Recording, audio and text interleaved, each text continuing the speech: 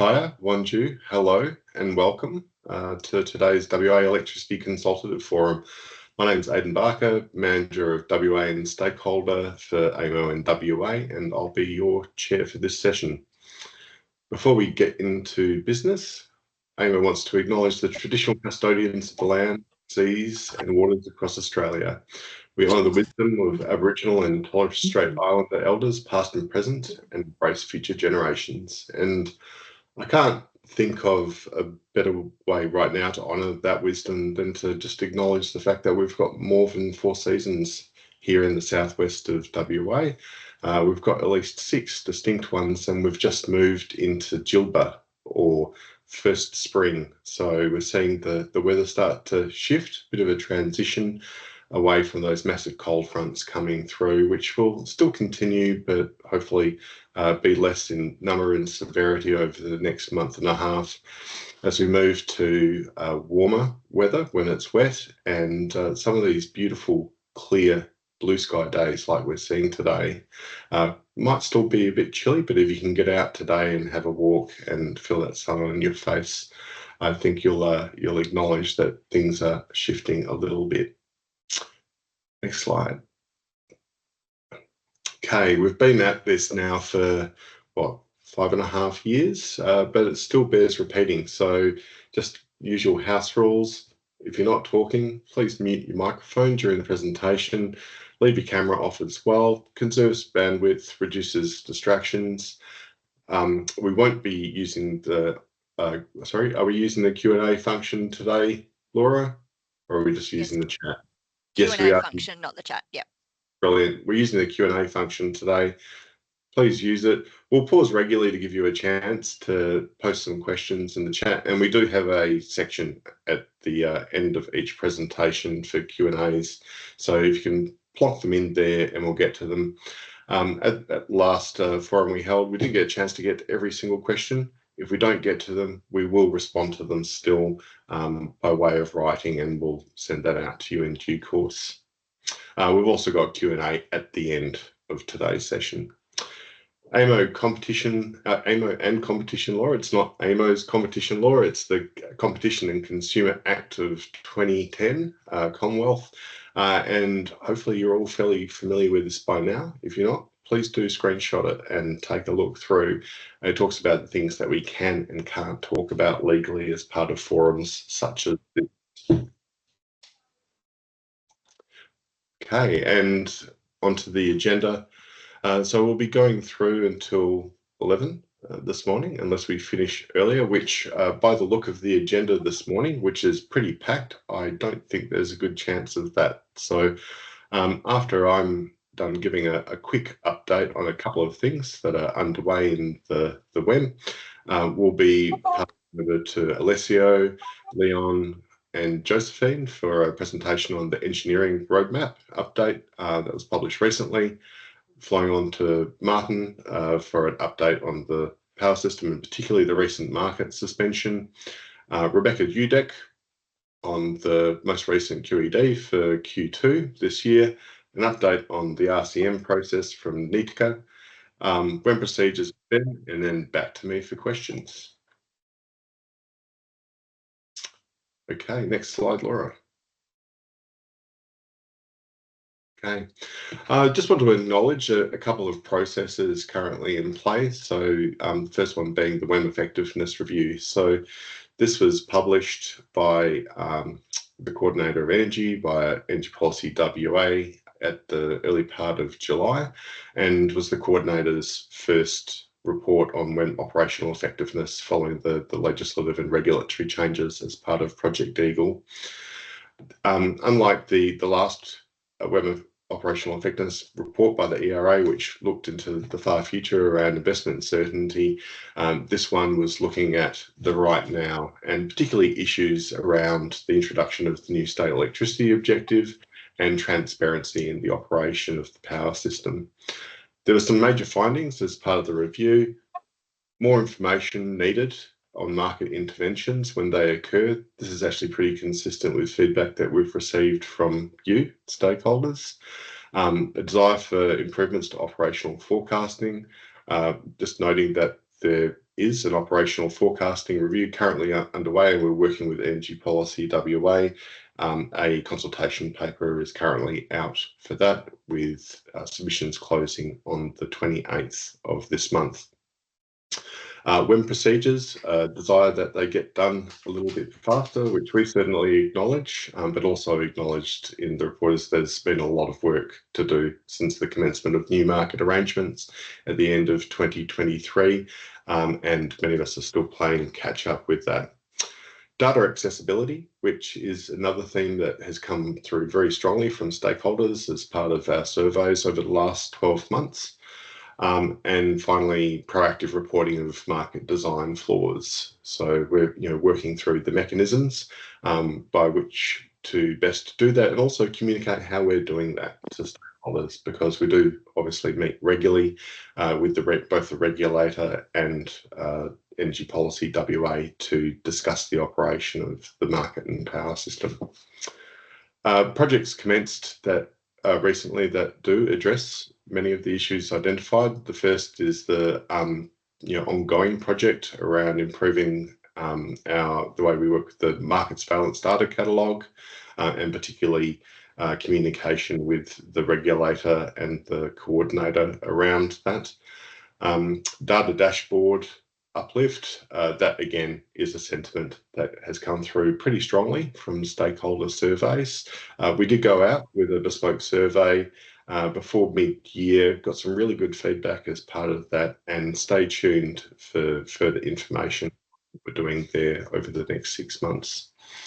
And the operational forecasting review, which I mentioned before.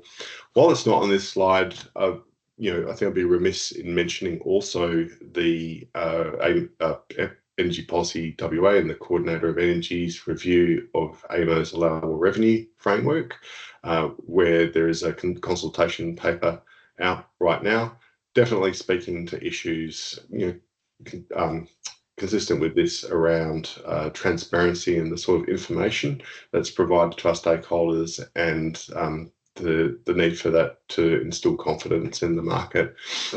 Assure you that we're working with Energy Policy WA and the regulator around that, and thank both those two and also you, our stakeholders, for meeting with us in particular to engage on how we might improve in that area. And the second thing I just wanted to call attention to, which is actually quite related to the allowable revenue framework and the proposal that has been put forward by Energy Policy WA in its consultation paper, is the Major Projects Working Group. So it's a working group established under the Market Advisory Committee, which approved the terms of reference back at the very beginning of May and held its first meeting towards the end of June this year. The first meeting covered the usual things that you would expect of a first meeting, so the broader context for the MPWG, which was related to a desire for additional transparency around how AEMO plans and progresses its major projects, including the financial side of that. An overview of the program delivery cycle, that is how we deliver and plan projects. The WEM implementation roadmap, which speaks to some of those major projects and how they're actually going to be implemented in practice, which obviously interfaces with market participants. Implementation assessment processes, which speak to the process that we undertake when we look at, for instance, a change to the WEM rules or another major initiative that needs to be undertaken, and how the MPWG will be governed in future. Importantly, all of the artefacts associated with the MPWG, including all this planning material going forward, will actually be on the AEMO website, and there's a link in the slide pack which you should have received as a PDF and via email. The next meeting is scheduled for November this year, so be on the lookout for that. Okay, so with that, I will hand over to Alessio, Leon, and Josephine. Sorry, we've just lost the slide pack there, Laura. Thanks, Aidan. I'm going to jump in first and just do a bit of an introduction and then hand over to the team to talk through this in a little bit more detail. I might share, if that's okay. Just checking that's come up on the screen. All right. Yep, you're good to go, Rick. Yeah, cool. Thanks, everyone, and thank you for your time. Those that don't know me, I'm Rick Dolling. I lead the WA Future System Engineering team, and one of the key things we're going to talk about today is the Swiss Engineering Roadmap Work Program for FY26. So we've recently released the Priority Actions Report, which you might have seen. Worth the read if you haven't already. But really, I guess on the back of this report, we wanted to give the WAECF a bit more flavour of the work plan that we're proposing for the next financial year and how that fits together and with some of the risks we're seeing coming in the future. So I'll give a bit of an overview of this and then hand over to Leon and Alessio to talk through that in a little bit more detail. And we've also got Josephine talking at the end about the Rock-Off Safe Limit Review, which is one of the recent, I guess, successes of this work program. There's an open invitation throughout here to ask questions, obviously, but I guess we're also keen to know at the end of this how participants would like to be engaged in this going forward. So we've got our group email at the end for you to reach out. I guess just for a little bit of background for those that are not familiar with where we're at. In August 2024, the Swiss Engineering Roadmap report was released. That report sets out the actions that need to be undertaken to facilitate the energy transition in the Swiss, essentially the move towards manage the retirement of synchronous generation and the move towards being able to operate the power system at 100% instantaneous renewable generation at times. So that report forms the foundation of the work program. The next sort of phase we've been going through currently is setting up this program of work to identify what transition points are coming and what actual work needs to be done to manage those. That's been essentially a prioritization exercise and has defined 10 work streams, which we'll talk through today. And the financial year, the FY26 Priority Action Report, which I just mentioned, is really the work plan that we're going to focus on in the next financial year. This was done in collaboration with the NEM because there's a lot of joint learnings that can be shared across jurisdictions. Today, we're just going to focus on the Swiss, but I guess I would just flag that you would notice in that report many opportunities for learnings across those jurisdictions, which we intend to leverage going forward. I'll hand over in a second, but I guess I just wanted to mention a few things. These are the 10 work streams. Within these work streams, there's various actions. These are being done in close collaboration with industry partners, I guess notably Western Power and ECF, because none of these things AEMO can do in isolation. So we've obviously got very strong, we're establishing very strong working relationships with those organisations as well. But I guess I would reinforce, really keen to know where and how participants would like to be engaged with this once you get a little bit more information. We're going to talk through 7 of these 10 work streams today. I guess I'd just call out forecasting, DER, and this one called Adaptive Platform. We won't go into detail now, but they form part of, I guess, the capital work program that AEMO is progressing, and we'll discuss that in separate forums. Cool. I'll hand over now to Leon and Alessio, but I guess I just wanted to flag how to read this as this section is the deliverables we have planned, and then there's some discussion around what are the objectives of these work streams, and then the end state vision for where we want to be in this realm of work. So I might just see who wants Leon or Alessio. Do you want to jump in now? I can jump in first. Cool. And tackle the first 3. Good morning, all. My name's Alessio. I'm working with Rick in this under this sort of Swiss Engineering Roadmap here, and the 3 sort of work streams that I'm working through is essentially the transition point coordination, system strength, and system restart.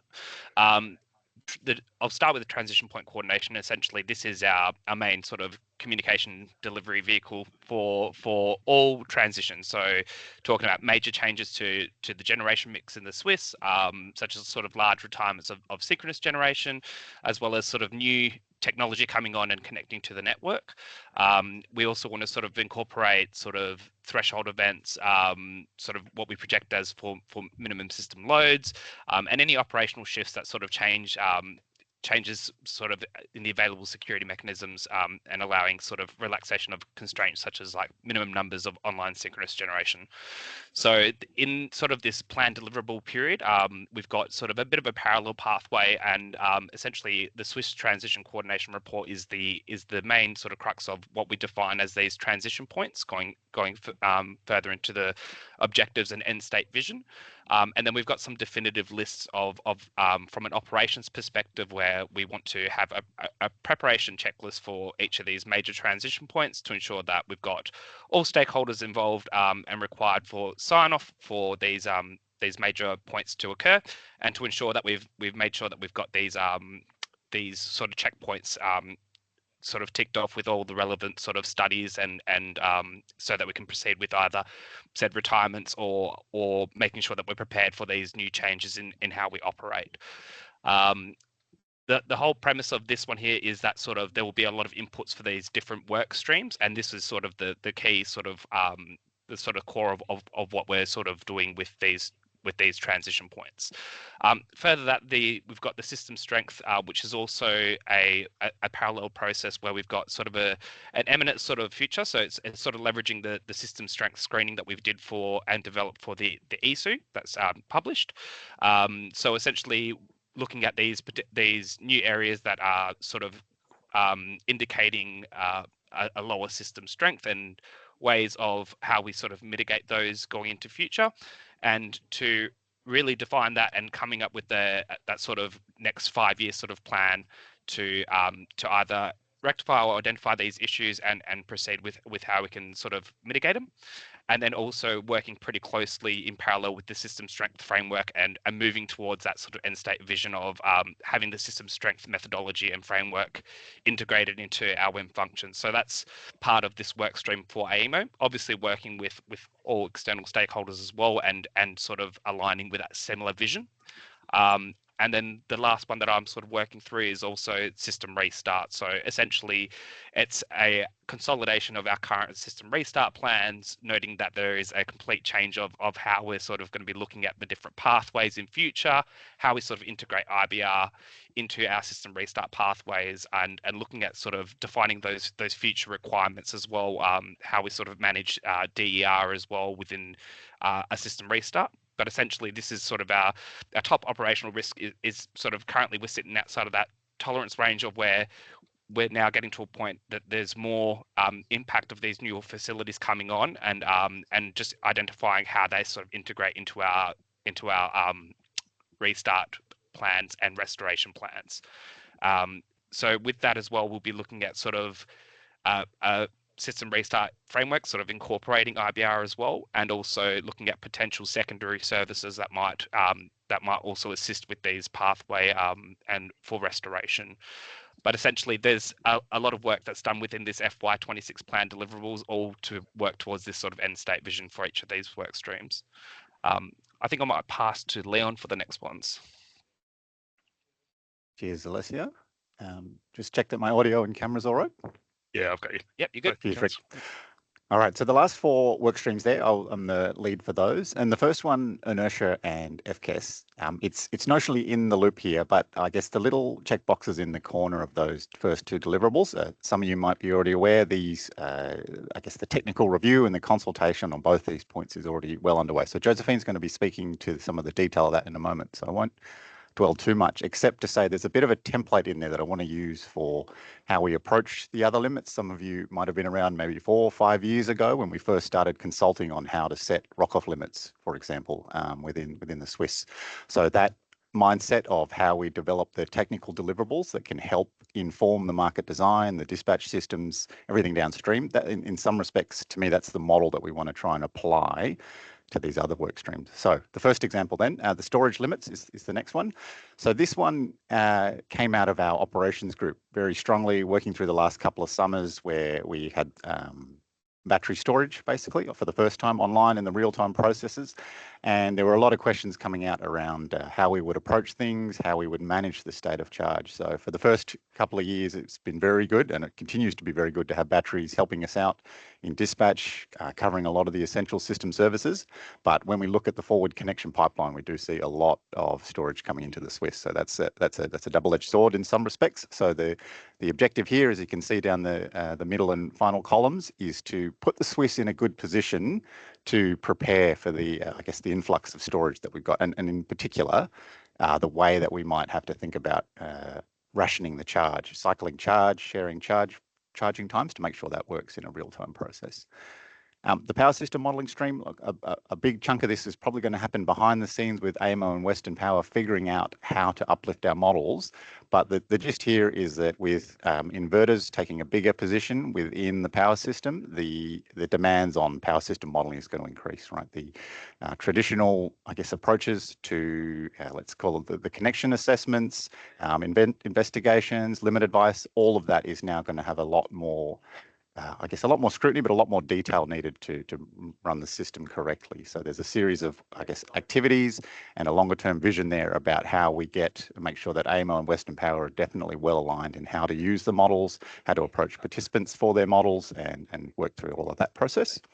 And the last one I'll touch on, it says substitute synchronous capability. Again, the genesis for this was very much about finding the way to get grid forming technology into the Swiss. But I guess the more that we sat down and bandied this one around, it became clear that maybe it's a little bit bigger than inverters. So the overall scope is finding the ways for non-synchronous technology, be it grid forming inverters or otherwise, but to give their technical contributions to replace what we previously got from synchronous machines.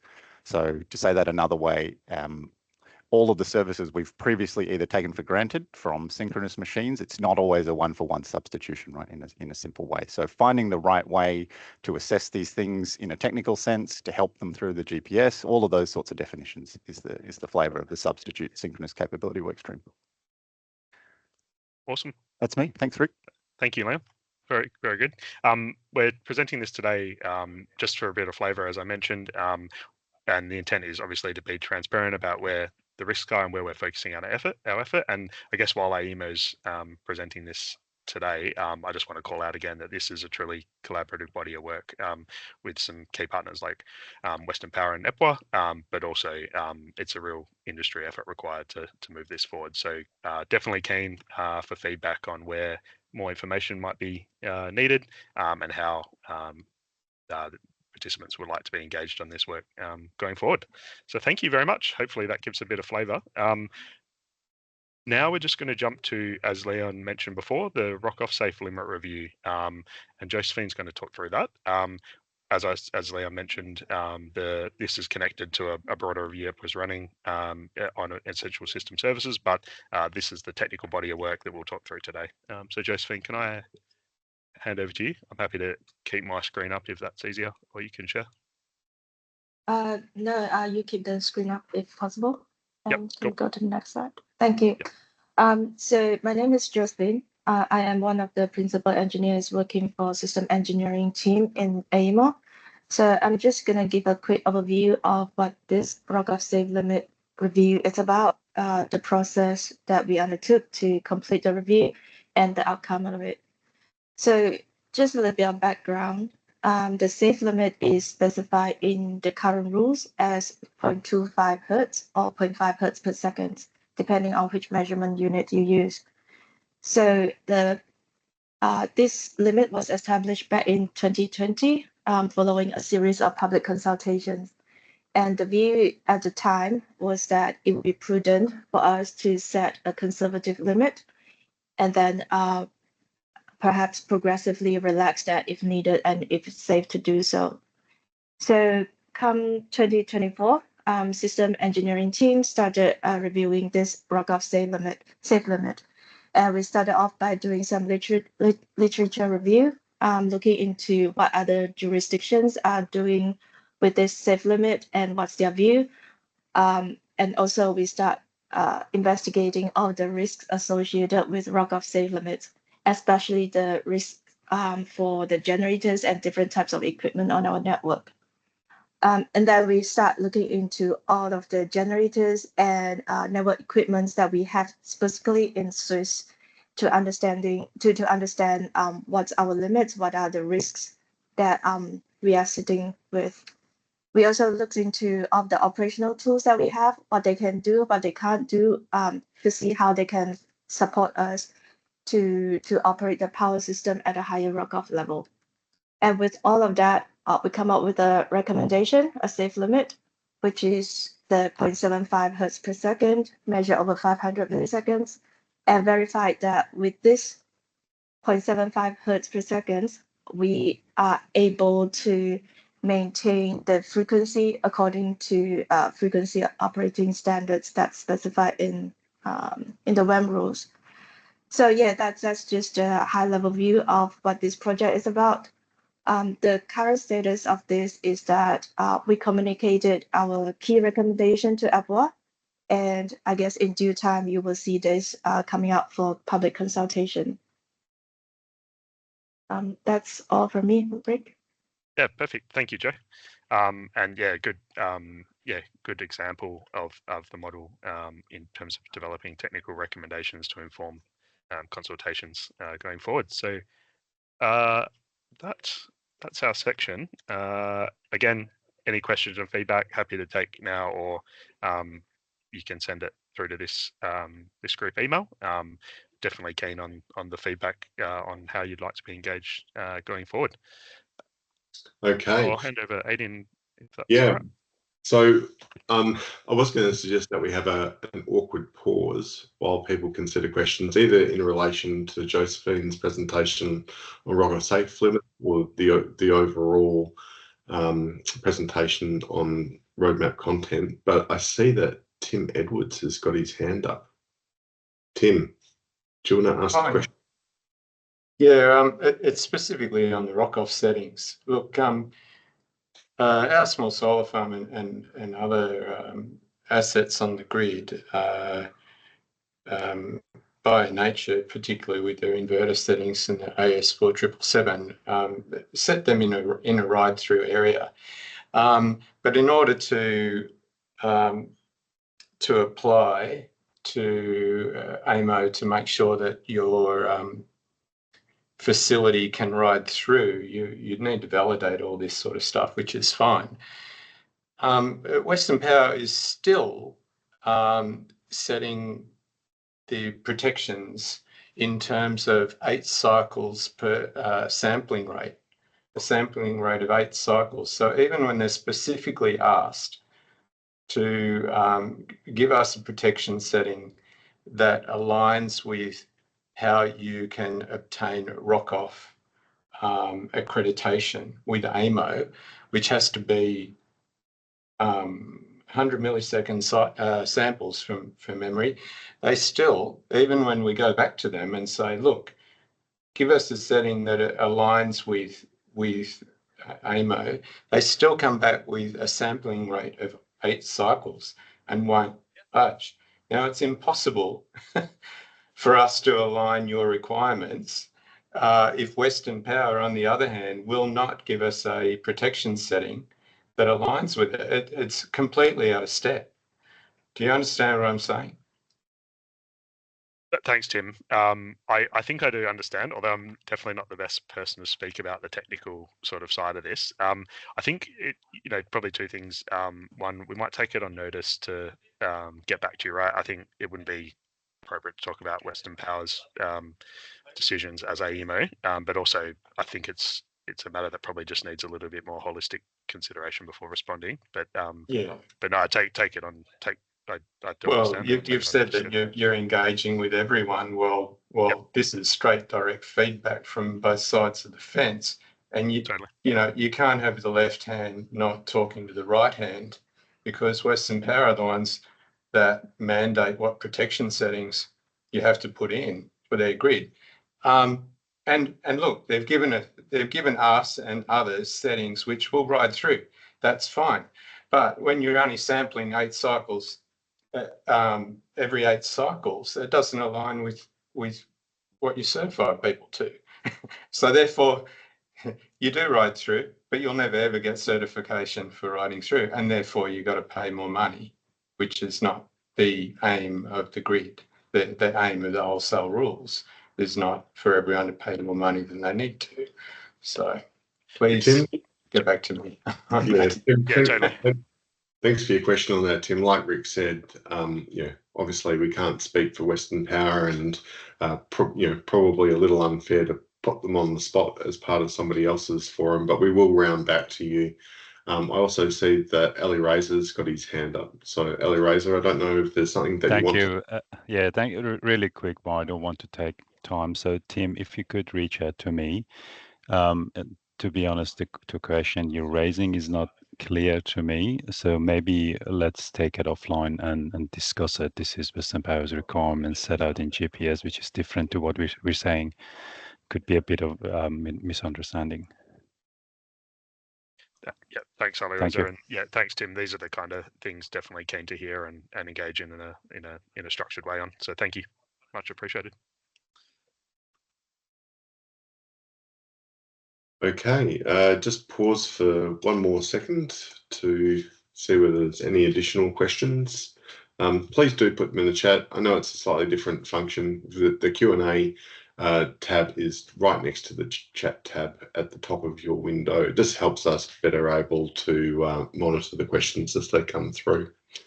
Also, don't be afraid to ask a question about a previous presentation as we go through, as it occurs to you over time.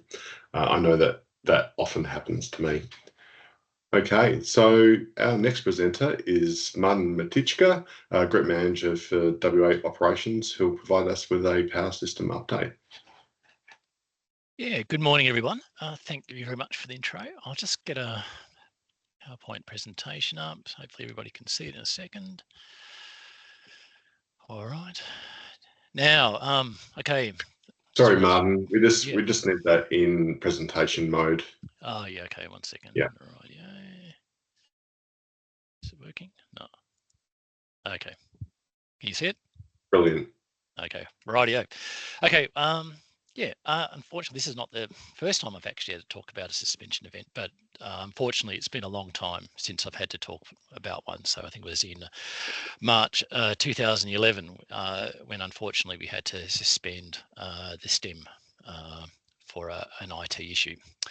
So a little bit in time between, which is good.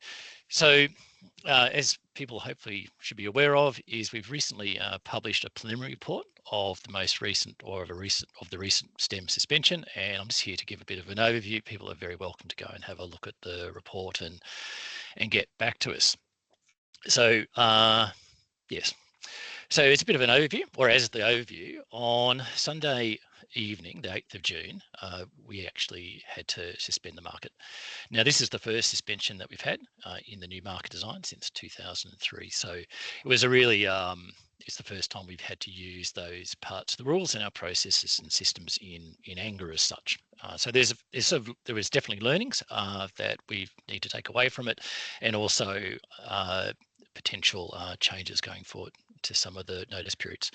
So a couple of really important things to note is that it was in a clear evening and it was probably the best terms of system conditions. So there was no weather fluctuations. We had plenty of reserves.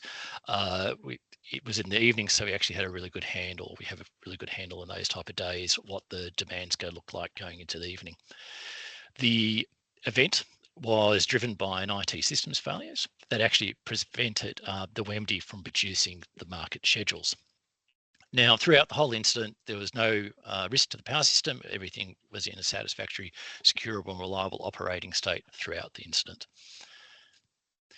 Now, as effectively a very quick summary of the rules associated with the suspension is the AEMO, where it may suspend the real-time market if we determine that we need to take particular actions to ensure power system security.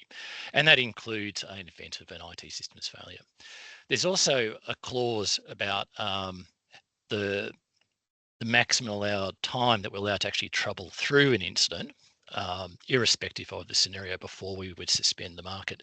So even though it might be the situation that we had on that Sunday is that the power system wasn't at risk in any way, we came to our 2-hour deadline, and rather than leaving the market with a bit of an unknown state, that's why the market gets suspended. Once we determine to suspend the market, we issue a market advisory, and then we actually formally go to manual dispatch. Now, upon the resolution of suspension, we must provide an update to the market and giving no less than 2 hours notice to actually resume the suspension resume the market after suspension. And that's related to allow sufficient notice for people to assess where their bids and generators are at, if there's any major shifts that need to be made in their bidding profile. As part of the price determination, the rules are quite clear about how this works, and it's basically they're set by averaging equivalent intervals in the 4 most recent completed trading weeks with a floor of 0. And we have a slide a bit later about some of the permutations of how that works. And finally, there's a step potentially for the ERA where market participants can actually apply for compensation, and they actually will have to apply to the ERA, who will assess it, and how that bit of the process works. So I've got a little bit of a what do you call infographic with some changes to step people through what happened. So initially we had a situation where the schedule failed to produce. It was just one schedule to start with, but start to reproduce schedules, but then it actually completely failed soon after, about 1900 hours. Now, at that point, we started investigating the issue, and we could see that PNGR GT4 was about to decommit. So we directed them all to actually stay online because that was the most sensible way to actually manage the power system at that point, rather than letting them come off and then having to do a lot of manual direction after that. So we started manual dispatch, and then we also had to direct PNGR GT11 to stay online, and we actually pulled PNGR GT4 off after the direction was cancelled at that point. But we also, very soon after that, formally suspended the market because we got to our 2-hour period where we hadn't actually resolved the issue. So in terms of what manual dispatch means, is that we have the WEMD and it produces the forward schedule, and the controllers who are on the desk will follow that as close as possible to ensure that the generators basically match what we thought was in the forward schedule. But because the WEMD engine wasn't working, that's something manually that the controllers have to do. So at 2150, the problem had been resolved, and WEMD started to produce the market schedules as expected. And then we advised soon after that we're going to resume the market. We started to use WEMD for dispatch, and then the market was lifted. The suspension was lifted. And if you clearly notice that we didn't actually meet we made an error in the advisory that we didn't actually have the full 2-hour period after we sent the notice. We actually had the suspension after we produced the schedule. So that's an alleged breach that we're investigating. In terms of prices, the green here shows where WEMD was failing to run, and the grey part of the screen indicates the suspension period. The dotted line indicates what we thought the forward price was, and the solid line is actually the final clearing price, which is based on those previous intervals for correlation of what the price outcome should be. In terms of contingency raised and contingency lower, the forecast price over the suspension period was actually going to be 0 at the time, and that's consistent. Like often what we have is periods where there's no price set for that service, because we actually determine the price based on those previous intervals or the past historical data. There actually is a price profile which is different from the forecast. In this case, it sort of deviates a reasonable amount in that case. And we see the same for the continued regulation rise and lower markets as well, same type of outcome. Now, in terms of our preliminary review, we're doing this external consultation. While it certainly is part of the rules, we would be intending to do this anyway, and we're presenting at these relevant forums to get any feedback, and we also encourage people to send any notes that they have on their preliminary report. We're going through a review of our IT systems. So as I mentioned before, it was a failure in some of our supporting infrastructure that caused the problem. So we're just putting a deeper review in to make sure that that doesn't reoccur. And we're also taking a lot of the lessons learned that we actually went through the operations to make sure that everybody gets trained when this happens, or if this happens again. And as I mentioned before, it was possibly the most ideal situation to actually have a suspension occur because of the stability of the demand over that period. So it's a good exercise to say, well, if it wasn't that good, what else could we do in that situation? So that's some of our internal training. We're going to use that for some scenario modeling, and we're also going to, or we already actually have updated our internal procedures, so we ensure that we would definitely hit that 2-hour resumption period. So there's some immediate learnings on that one. We're going to start to consult in conjunction with EPWA about the 2-hour market resumption notice. So certainly in my mind, I wouldn't be considering extending that. Would be doesn't seem like to be a driving item to have a look at, but certainly maybe having a shorter notice period is something that could be considered. So that is something both scenarios will consult with the industry, and then if that is the case, that would actually require a rule change to reduce the notice period.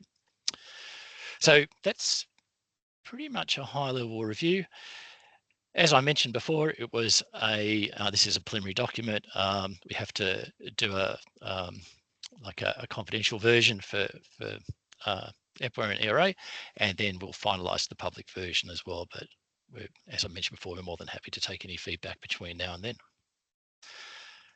And yeah, happy to take any questions or feedback now, or as I said, happy if you reach out to me separately. Okay, thanks for that, Martin. So there's currently no questions in the Q&A, which means that it was an incredibly comprehensive presentation on your part, answered them all.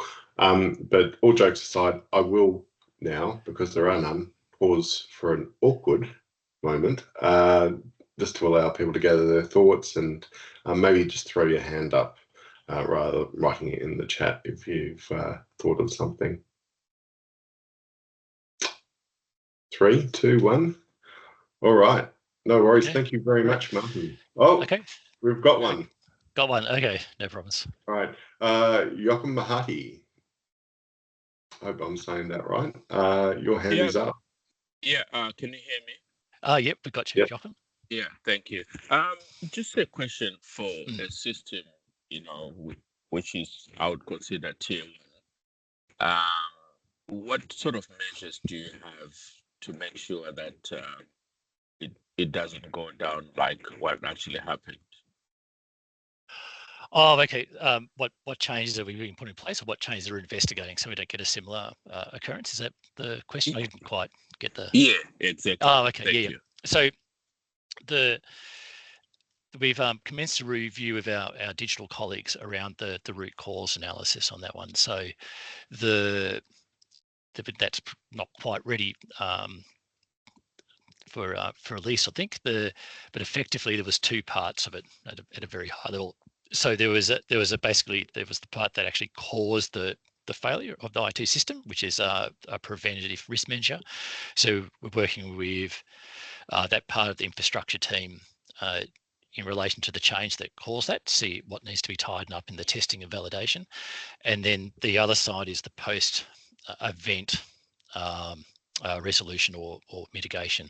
So in particularly in this case, I'm working with my digital colleagues in terms of actually how to streamline the support process to reduce how long it took to resolve the issue. So we've got 2 parallel streams in place to ensure that this event doesn't happen again. And if it does happen, the impact is lower. Jenny. Oh, sorry, Joachim, does that answer your question before I move on to the next one? My apologies. Yeah, it does. Thank you very much. Thank you. Cool. Okay, Jenny, happy to take your question. Okay, it's just about the information that's required to be published under the market rules under Section 713, whatever. This is our first market suspension. A lot of those publication requirements are met by publishing WMD solution files on the public website. Has AEMO provided any sort of guide about how it's met those obligations for the market suspension period, just to assist us with looking at that data, and other people as well, and just how you've done it? I'm not sure if I got the full details on whether that's in place or not, so I don't know if any of my colleagues can answer that. Otherwise, we'll have to take that one on notice, Jenny. That'd be great. Cool. Okay, we'll take that one and we'll get back to you whether we've met those obligations on those particular rules. That's fine. It's a good question. Okay. Martin, we do have a question in the chat from Ganesh Nandan. Ganesh, can you stick your mic on, and perhaps if you want to speak to your question? Yeah, sure. Thanks, Aidan. Hi, Martin. Just a question on had the WMD failed on a day with extreme weather conditions, how would it have affected AEMO's manual dispatch process? Yeah, that's a great question. So when we do the manual dispatch process, basically it's the same as what you can see in the forward schedule. So you've got all the 5-minute periods where the generators move, and then effectively we use what's called our energy management system to direct generators according to that dispatch. Now in this event, it was in the order of about I think around about 100 points that we had to move generators around to match the forward schedule. Now, and that was in a situation where we had a very stable market, so the demand profile wasn't moving much around from the forecast, so it was manageable, but it was extremely busy for the team at the night. And even in that situation, we actually got additional people in to help support the control room, because it's actually that 5-minute blocks is quite an intensive activity to undertake. Now, in the situation, if we had, like, say, high volatility, it will largely depend on how we're going in tracking against the forward schedule and how much regulation we got in place. So let's take a situation that there's a large variation between what we thought was going to happen and what actually happens. We would actually suspend the market earlier, and we'd move to a half-hour type of dispatch where it's much more manageable to move the generators around as close as possible to the forward schedule. So the key difference is we would have had to move the suspension period. That 2 hour before we suspend the market might have only been an hour, for example. And then the other bit of response that we would have had to do is potentially, as I mentioned, we had an extra person come in to support the two people on the desk. We might have had to get an extra one. We might have to consider shortening shifts depending on how long the event would have gone for. Yeah. Sorry, I just want to add one other thing. Sorry to take up extra time. Is that what we also might see is a higher diversion from price outcomes to what was on the forward schedule due to that interaction with the market. Yep. Thanks, Martin. Yep, no problems. Great, thanks for that, Martin, and thanks to those of you who asked a question. So we will move on now to the next part of today's presentations, specifically Rebecca Dudek, to talk about the most recent quarterly energy dynamics report for Q2. Rebecca, are you there? Yep. Hey, Aidan. I'm here just sharing my screen. So hopefully you can all see that. We can. Thanks. Yep. Awesome. All right. Morning, everyone. I'm Rebecca. I'm from the real-time market team, and I'll just be taking you through an overview of the quarterly energy dynamics publication for Q2 2025. So this was published last Thursday, and it's available online. So if after this you wanted to dive deeper into any of the details, then you can go and view that.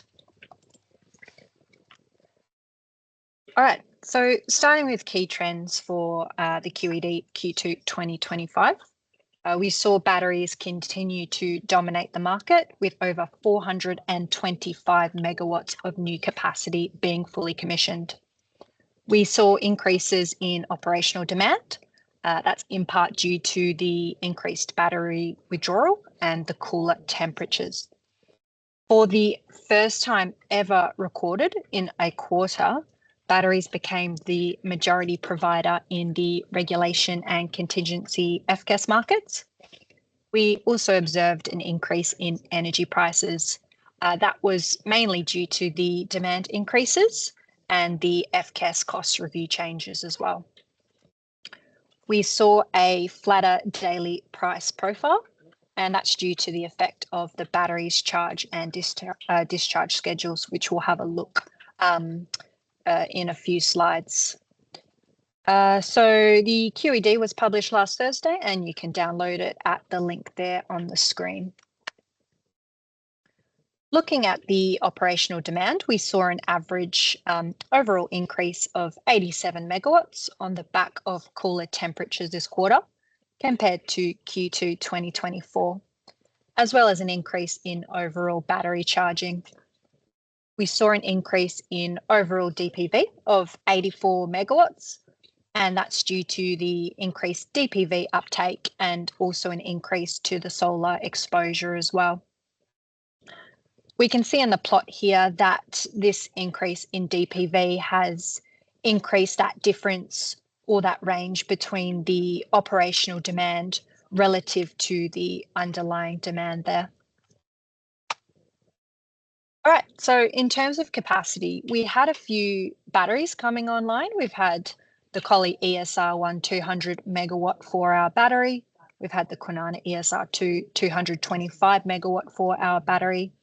And then most recently, we had the Collie BESS 2 300 megawatt 4-hour battery commissioning during the quarter.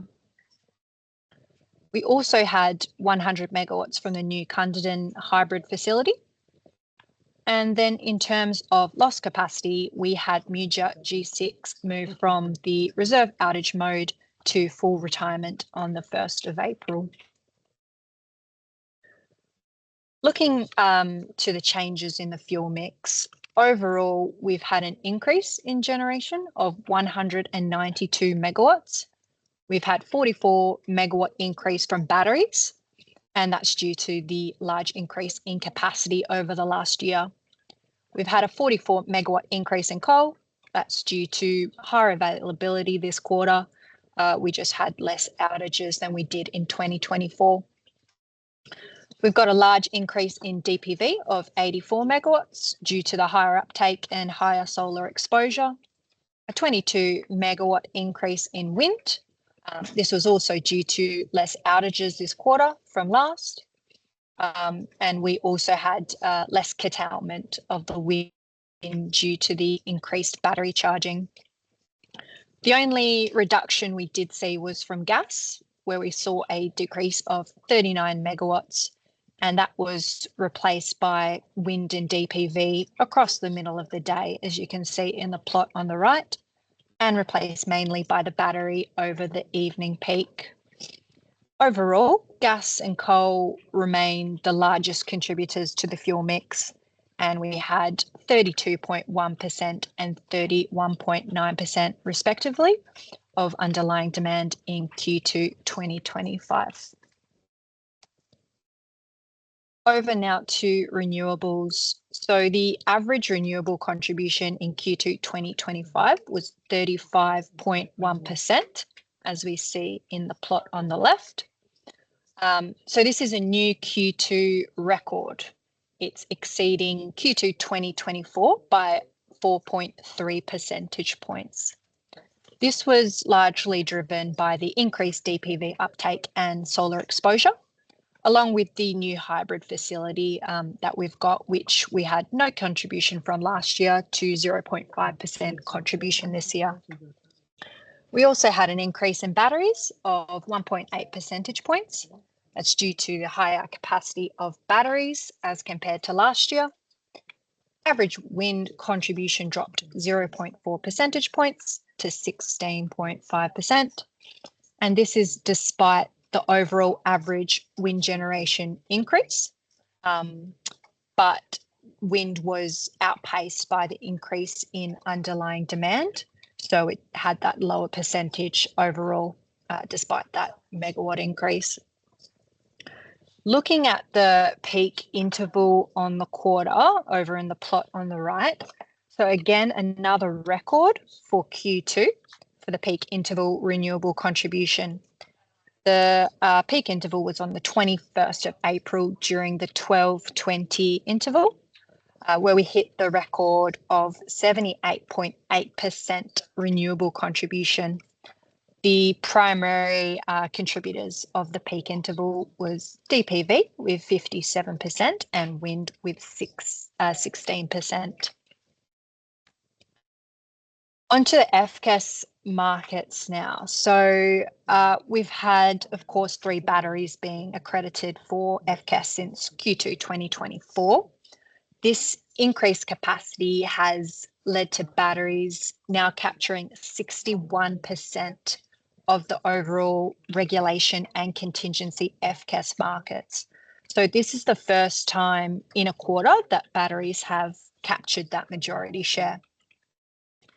The major changes, if we look at the plot on the right between this quarter and Q2 2024, were from batteries and gas.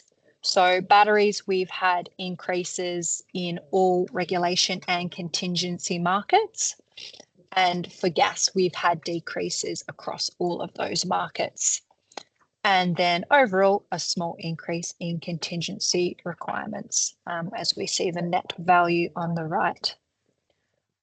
Although not shown here, we've also got rock-off control service. So that's still only served by gas and coal facilities, where gas provided 63% and coal provided 37% of the market share. Onto pricing trends. So we saw an overall average increase in prices to $90.46 per megawatt hour. So that was an increase of $11.67 per megawatt hour compared to Q2 2024. And that was mainly due to the increased demand. If we look at the time of day graph here of the energy prices on the left, we can see in the purple, which is 2025, we see a much flatter profile. We had higher prices during the middle of the day. This was due in part to the FCAS cost review changes, which came in last November. Part of those changes included a reduction in the number of facilities providing FCAS during the middle of the day. So while it lowered FCAS uplift costs, it put an upward pressure on the energy prices. During the middle of the day, we also see the batteries are charging on average. If we look at that plot on the right of the battery charge and discharge schedule over time of day. So over the middle of the day, we have the batteries charging, so they are ready for the evening peak with a high charge level. The upward pressure on energy prices is partly due to the batteries needing to increase their offer price so that they can ensure their dispatch for withdrawal. And we see that putting that upwards pressure there. We also see this during the overnight period and as well before the morning peak. So again, just pointing out with the plot on the right, batteries are contributing significantly higher than 2024 during the morning and evening peaks. And this increased supply has put downwards pressure on prices during those peaks. Now onto price setting. Increase in battery capacity has led to charging batteries now being the most frequent price setter, and they were the price setter for 32% of intervals. The average price of the charging batteries when being the price setter has also increased from Q2 2024 due to higher energy prices.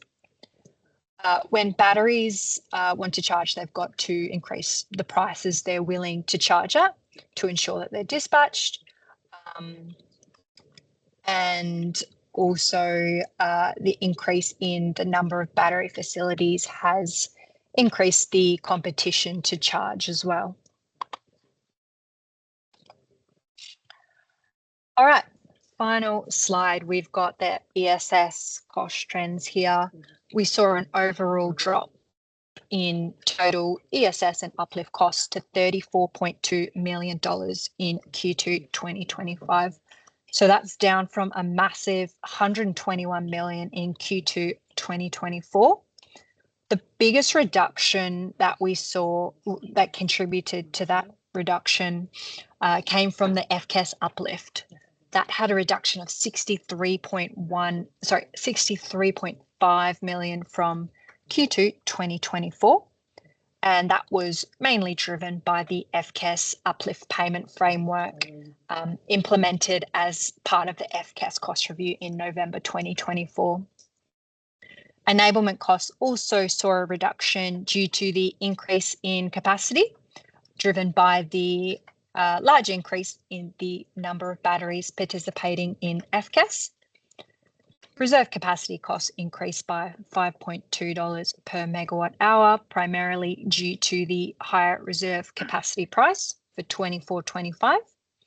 And finally, NCAS, costs increased by $5.2 per megawatt hour to $5.96 per megawatt hour due to an increase in the number of NCAS contracts. So that's it for the QED overview. As I said, it's now available online, so you can go and check that out in more detail. Happy to field any questions if there are any. Yeah. I haven't checked the chat. Yes, there are. So, Rebecca, don't worry so much about the chat there. So there are a few questions. The first one was from Ganesh, and going back to slide 30 with the capacity update. Ganesh, you had a question around the waste to energy plant commissioning. Do you want to speak to that? Yes, it'll be great if you could elaborate on the waste to energy plant commissioning, as it's been under construction for quite a while. Yeah, what specifically did you want to know? Just around the timings, like has the commissioning, when did the commissioning commence, and when is it expected to start producing energy into the grid, and so on? Yeah, sure. Good question. I don't have the exact dates on the commissioning or where they are, which stage of the commissioning they're at. I don't know if there is anyone from planning here that is able to field that. Otherwise, I can take that one on notice and check with the planners and get back to you. Yeah, thanks, Rebecca. That'll be great. Yeah, sure. Okay, we might take that one on notice, and we'll make sure that we also have the response in the minutes as well. The next question is from Brad Smart with a question around expected capacity for utility scale storage in future. Brad.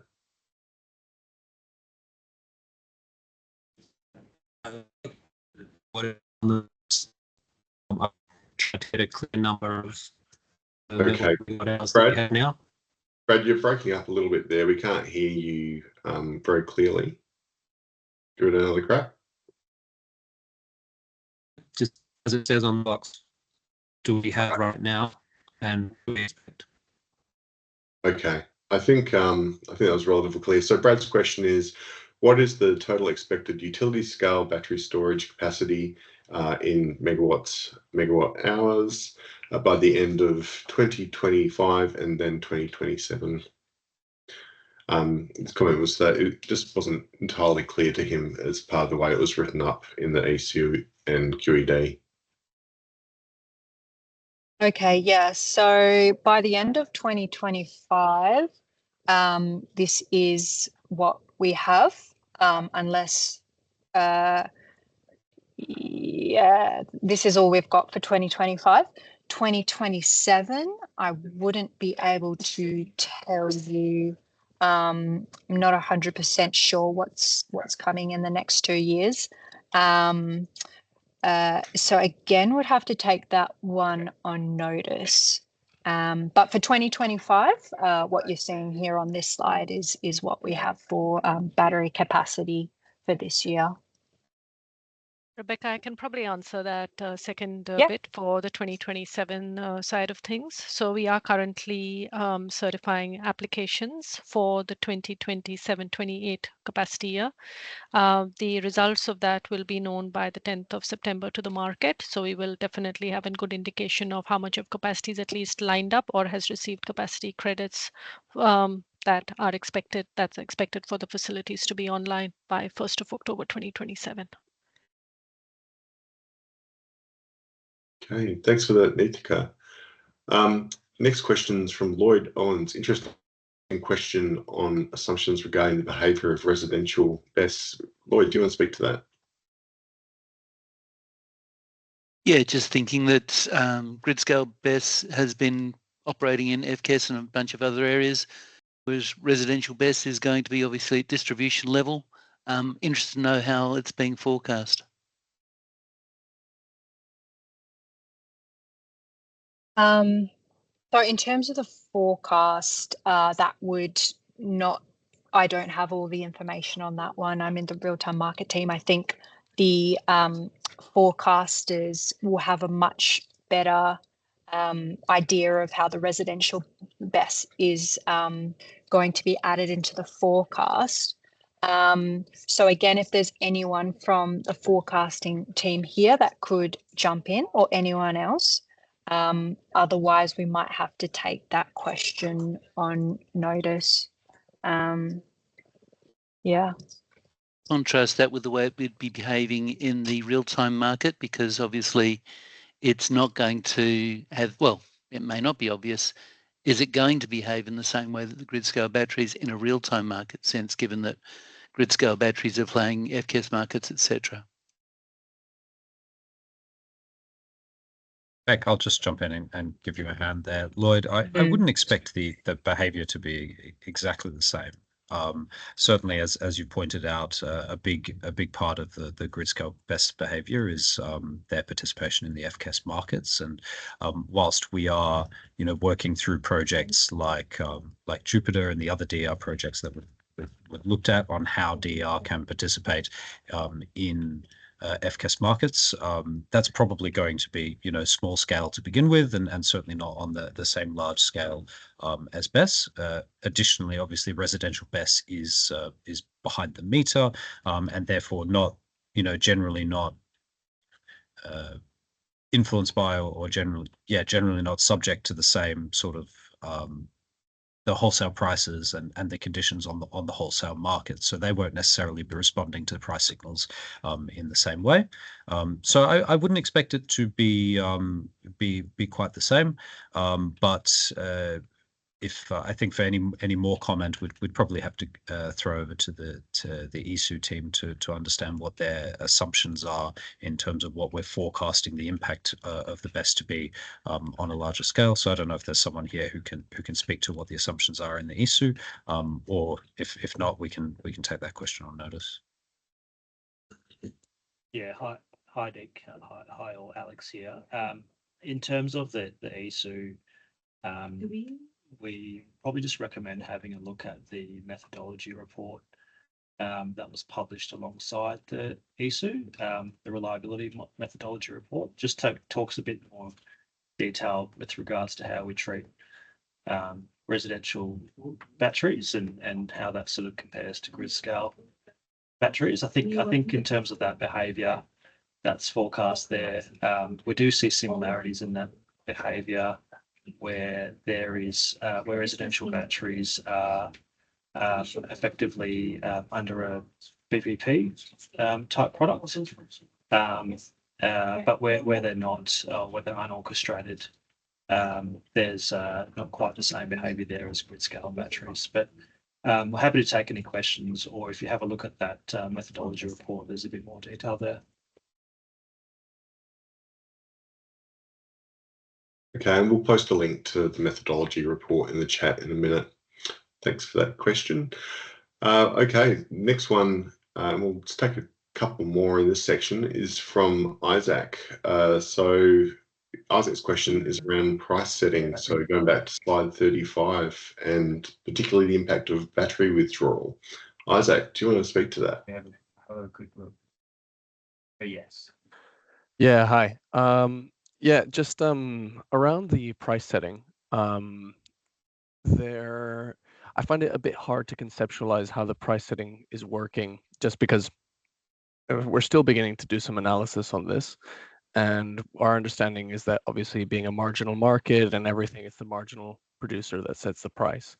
In the situation where battery withdrawal is setting the price, is the price put into the market coming from the offer tranche from the battery withdrawal or from the offer tranche of the last producer, let's say?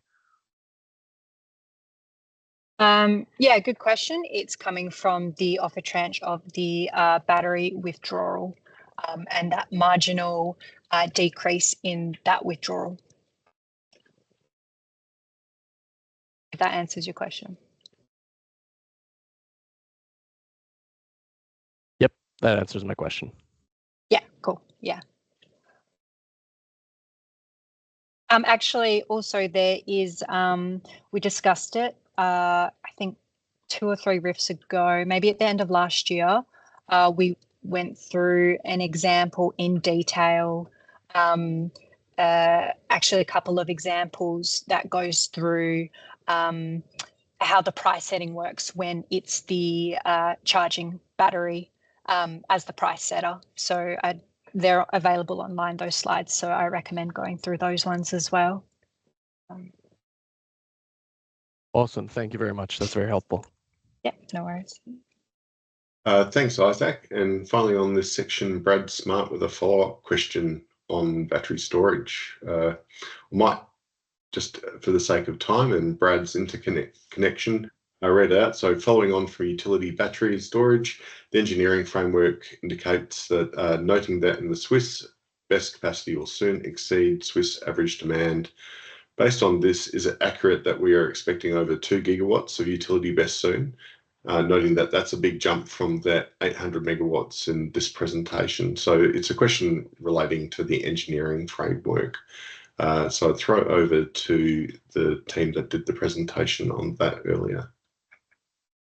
Yeah, Aidan, I might jump in on this one. Look, these are a lot of good questions and they're difficult to answer because it involves forecasting, right? Crystal ball gazing. So I think I'll just give a general plug here that all of these sorts of questions, the way that AEMO is considering batteries in the future, the sort of behaviors that we're going to see in the real-time markets, the scale of the capacity, how many of the proposed connections are likely to make it through into the real-time process and what effect that has, that's very much the thread of the storage limits work stream within the engineering roadmap. So I know it's probably not a satisfying answer to your queries right now, and they're all very good questions, but I guess if you come along and you follow the development of the engineering roadmap storage limits workstream, that's really where we plan to give some very clear answers and good insight into what AEMO thinks on this front. Thank you for responding to that, Leon. And there's just a quick question from Sean McAvoy in relation to slide 36. So Sean, for the total ESS uplift cost per quarter, the large green section related to FCAS uplift, and on the right-hand chart we've got there, the green section relates to regulation raise, the larger section. Okay. Now, thank you for that, Rebecca, and thank you also to the questions on that section. So next I'll call on my colleague Nitika Kapani, Manager for WA Capacity Investment and Assessment, otherwise known as the CIA team. Thank you, Aidan. Hi all. I'm just going to provide you a quick update on some of the key processes that are underway as part of the RCM. The first one, of course, that most of you would be aware of is the 2025 Certified Reserve Capacity, or the CRC process. So the application window for applications for new capacity to, or not new capacity, for any capacity to come online by the 27-28 capacity year closed on the 8th of July. The team is in the final throes of trying to undertake all of the assessments of the applications that have been received, and we will wrap up the process of assigning the physical capability of each of these facilities on the 26th of August, where individual market participants will be notified of how much of peak or flexible CRC their associated facilities have received. This will be followed by a 2-week important window where participants will be given an opportunity to make their intentions of trading any of this capacity for 2 years ahead. It also is an opportunity for new capacity, and this is only applicable to new capacity, which includes just new build or upgrades, to front up a reserve capacity security, which is 25% of the benchmark reserve capacity price. From memory, that amount is around $360,700 for every megawatt of capacity that you want to kind of continue on committing to in the process. So following that 2-week window, which is a strict window, we will then go ahead and publish formally the peak and the flexible CRC for each of the facilities. So this is when the information around the certified reserve capacity assignments becomes visible to the market. Post that step, we will then go ahead and undertake the network access quantity runs, which is where any of the facilities that have received certified reserve capacity are then thrown into a model, and the model basically takes into account the network constraints surrounding that facility and provides a more realistic reflection of how much of capacity can be realistically exported through the network. That then translates into capacity credits, which will be published on the 20th of November. So I've talked about a few key dates in there. There are a couple of interactions with Western Power, but yep, that's essentially what I want to cover. In terms of what are the participants' obligations from this point in time, once we notify you of how much of CRC your respective facilities have been provided, please make sure that you're starting to already prepare in advance of fronting up or getting the reserve capacity security deposits ready, because that the window is just 2 weeks. So you have to have everything in there to be able to proceed on to the next stage. There will be notification and emails that come out in relation to that, but I just thought this would be a good opportunity to remind you. And with respect to other processes that are taking place in the area is the winter reserve capacity testing process for the 24-25 capacity year, which we are currently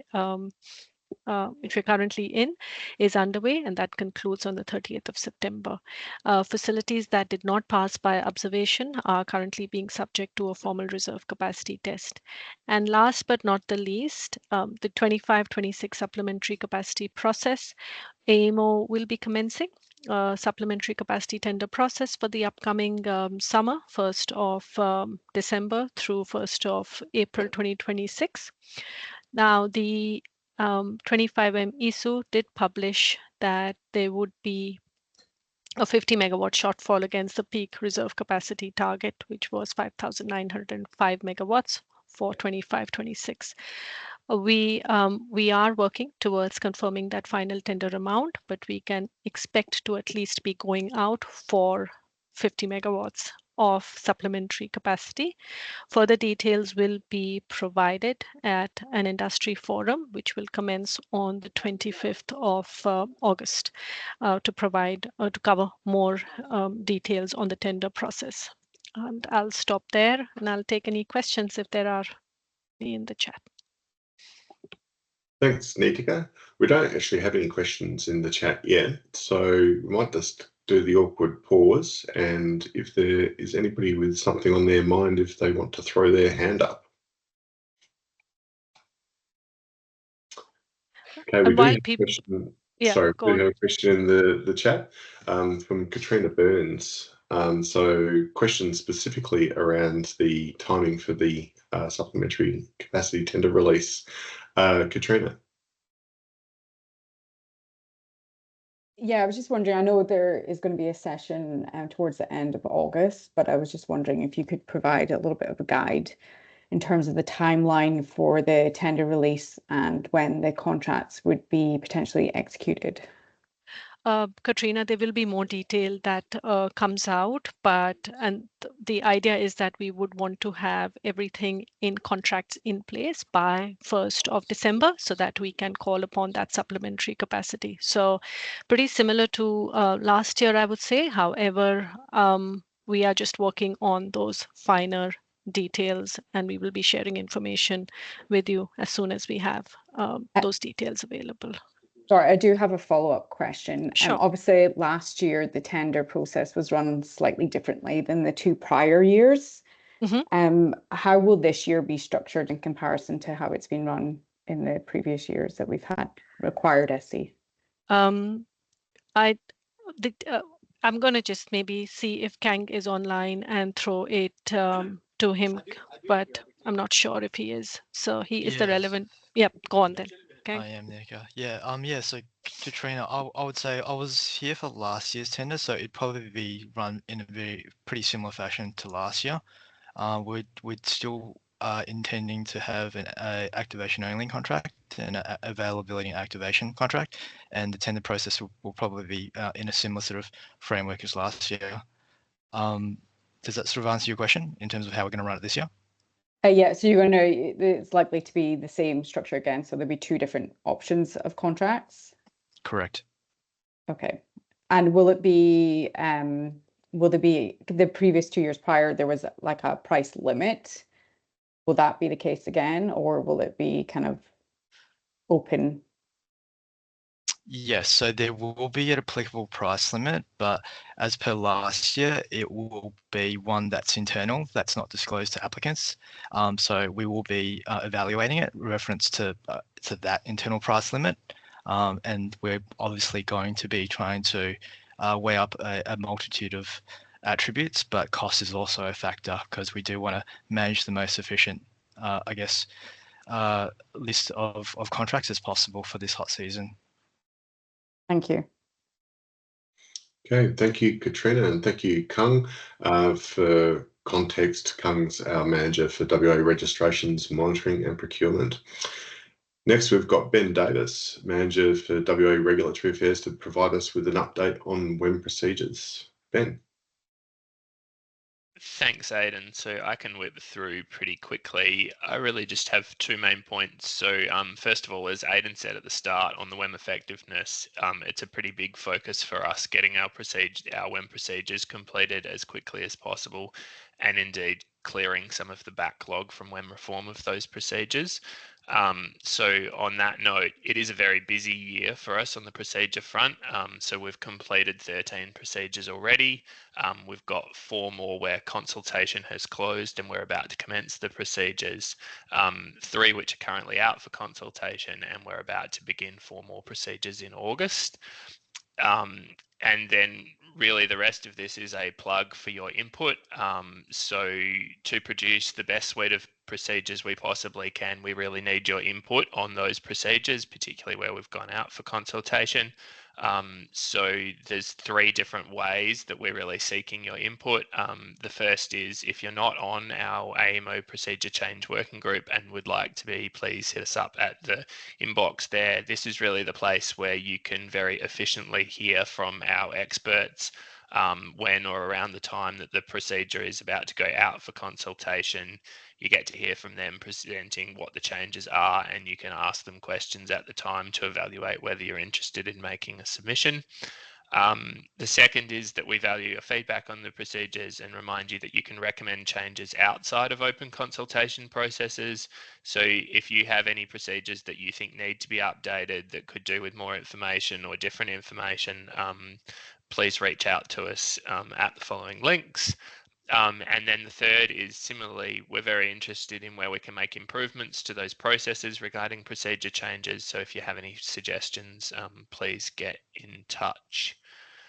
The next 2 slides just cover off on what some of those are. So I think since last wake-up, we've completed these 4 procedures.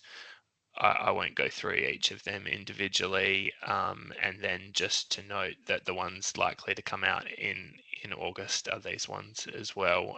I would just note these are obviously being worked on at the moment. So they're in good faith what we think is coming up in August, but we can't guarantee those will go out on those exact dates.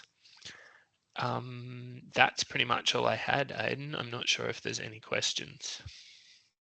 No worries. Well, we're about 3 minutes to time. So the remaining slides are really a heads up regarding upcoming forums. I'll let you have a look at those. But in the meantime, there's an opportunity in the last couple of minutes to ask any questions regarding any of the presentations you've heard today. I will say also that we're very keen on receiving feedback on how we run this and other forums as well. We'll drop an email address, or I'll drop an email address in the chat now, specifically to provide feedback in relation to this forum. So we're keen on the interaction, keen on the feedback, and always seeking to do better. So if you have any feedback, it's a gift. Please provide it, and the link's there in chat. Otherwise, in the absence of any further questions, I might call time on this meeting and give you a couple of minutes back prior to lunch. Thank you very much for joining us this morning, and we hope to see you and hear from you soon. Cheers. Thank you.